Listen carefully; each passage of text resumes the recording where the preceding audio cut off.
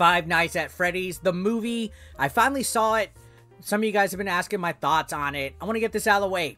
Five Nights at Freddy's is kind of a guilty pleasure of mine. Since the franchise was created, I always enjoyed this deep, darker, sinister backstory that the franchise has that is more than meets the eye. So if you guys think Five Nights at Freddy's cringe, go watch game theories, backstories, and lore and videos and everything about it, because there's so much to the Five Nights at Freddy's franchise that you could really unpack and speculate on. It's such a great little story. Honestly, there's more than meets the eyes, guys. But the Five Nights at Freddy's movie caught my attention because the trailer reminded me of, like, Saw.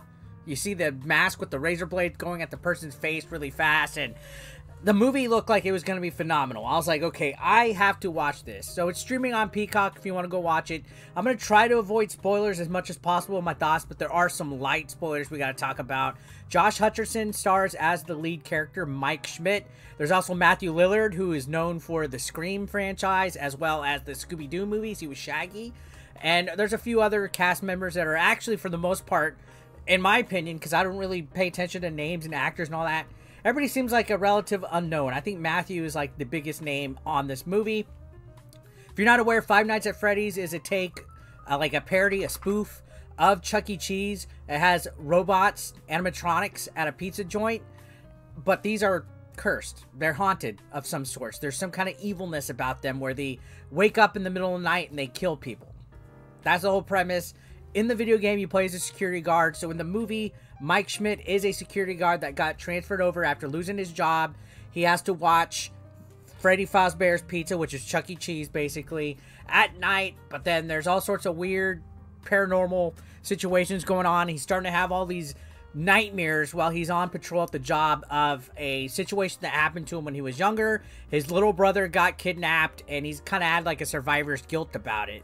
So he's trying to process what's going on at this place. He's getting these nightmares and dreams at the pizzeria while these robots essentially are terrorizing the joint. And Wave kills, they were safe about it. Let's get this right off the bat. The trailer led me to believe we were going to see a lot of gore. We did not. It was PG-13 and a very hard PG-13. Like, a lot of the violence and stuff got cut away. Like, you'd have a camera cut away and you'd hear the victim screaming off camera. So no blood, no limbs being cut off, anything like that. Like I tell you guys, I feel the movie got held back because of the rating. If they would have gone a little bit more, I guess, rated R, or maybe closer or a little bit edgier than PG-13, we probably could have had a pretty interesting movie. I would have liked at least a little bit more of a sinister plot and stuff. As far as like the set and location goes, I think they did a great job making Freddy Fazbear's Pizza look like an authentic 1980s, 90s pizza joint. It had that vibe that I totally miss. I had a birthday party at Chuck E. Cheese when I was 5, and I remember it to this day how much Chuck E. Cheese and Showbiz, it was Showbiz Pizza when I had my birthday, but just the vibe that that place had, they really captured the essence of it.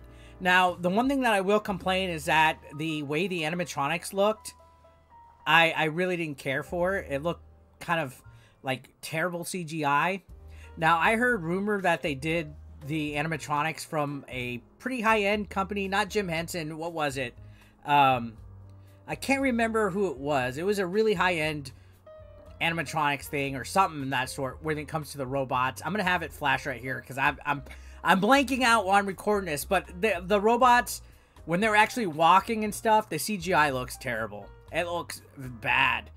The practical effects themselves, though, anything that was actually there and not CGI, looked really good. Like when they would have the robots standing still and stuff. Amazing. Again, the plot basically centers on Mike's survivor's guilt and the backstory of Five Nights at Freddy, which is essentially there's missing kids that are inhabiting the robots. And something strange happened, and it's kind of strange, and I don't want to get into the conspiracy theory side of me when it comes to some of the stuff we see in real life with, if you look up Pizzagate and Comet Pizza and all that, it's a little too weird when you see children always being involved with pizza and being abducted and missing and stuff. But yeah, so essentially there's like a whole mystery going on. He has a little sister as well that befriends these robots, and some stuff happens where essentially they want to kidnap her and put her into a robot.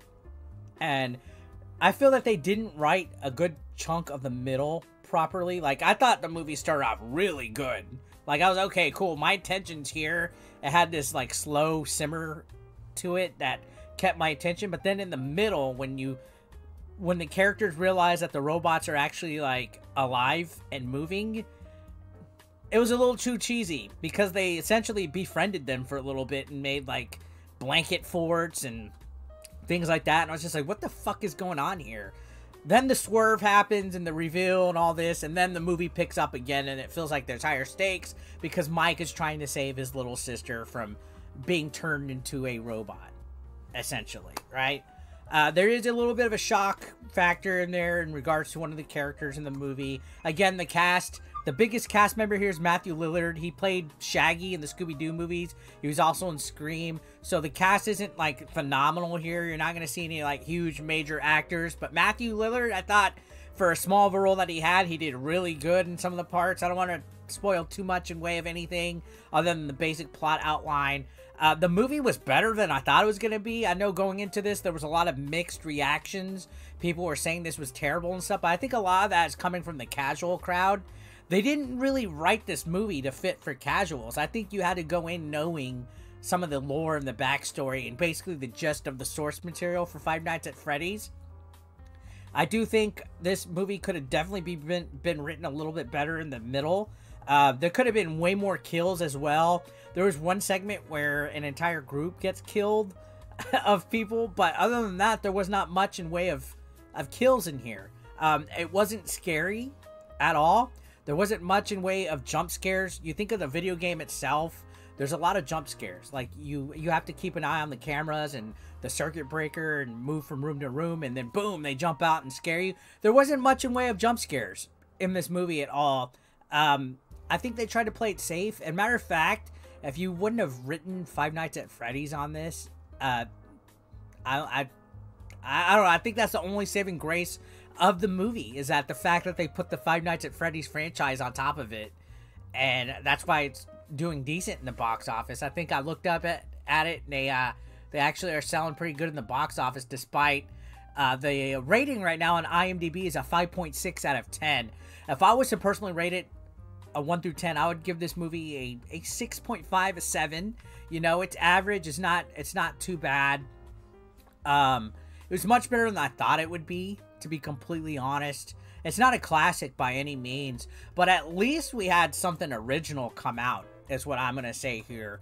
You know, in wake of a whole bunch of reboots, a whole bunch of, like, spin-offs, a whole bunch of, like, movies that are just connected to, like, cinematic universes and crap and stuff based on comics that we've seen several iterations of. It's nice that we at least got something brand new. There was never a Five Nights at Freddy's movie ever, so at least we had something brand new, even if it wasn't that great or that well written. I'm not sure if the strikes kind of affected this movie or any way, because I know the strikes affected other things recently, but it was a lot better than I thought it would be, and I think with another watch, I might enjoy it even more. So yeah, that's my thoughts on Five Nights at Freddy's. Hopefully I didn't spoil too much. I just did light spoilers. So thanks for watching, guys. I'll see you in the next one.